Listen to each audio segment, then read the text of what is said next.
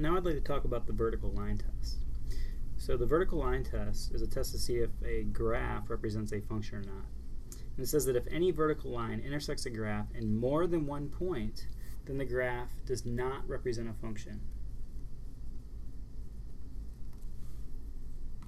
And so in practice, if you look at A, B, C, and D, what you want to do is you want to take a vertical line and you want to think about moving this vertical line across the graph. And if at any point the line will intersect the graph in more than one place, then it's not a function. So this first place, no matter where you draw the vertical line, it's always going to intersect the graph in just one point. So this is going to be a function. On the other hand, if you look at B, there are lots of places where if you draw a vertical line, you intersect the graph in more than one place.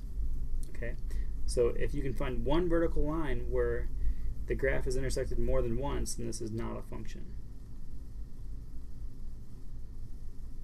So I think you should pause the video and try and do C and D if possible.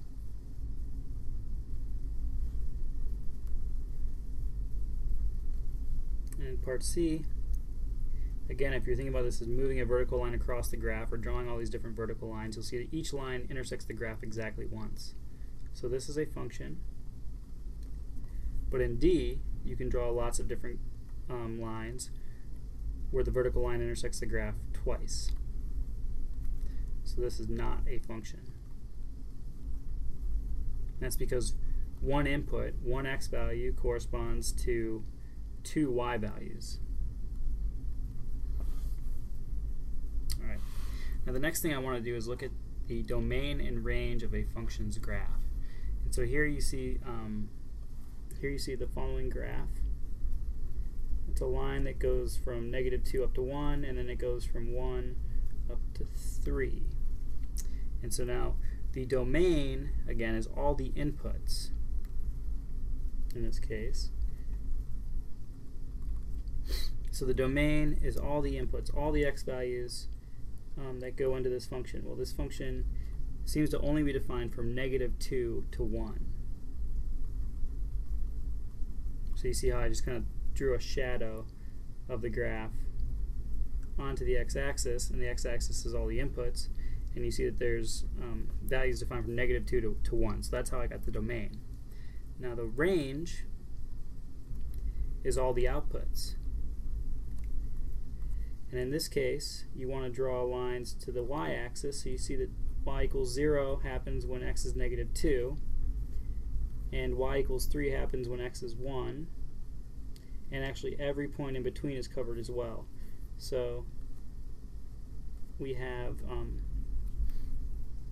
0 to 3 being our range. Okay, if you look at B, our domain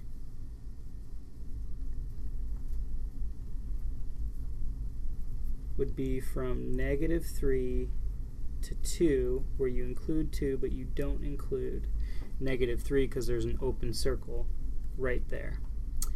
So the domain is -3 to +2, and we include +2 because there's a closed dot there. Another way to look at this is if you were shining a light directly down from above on the graph, the shadow of this graph would be everything on the x-axis from -3 to 2, but we wouldn't include the point -3 because there's a hole above it. Okay, let me erase that just a little bit to kind of clean things up a little bit. Now the range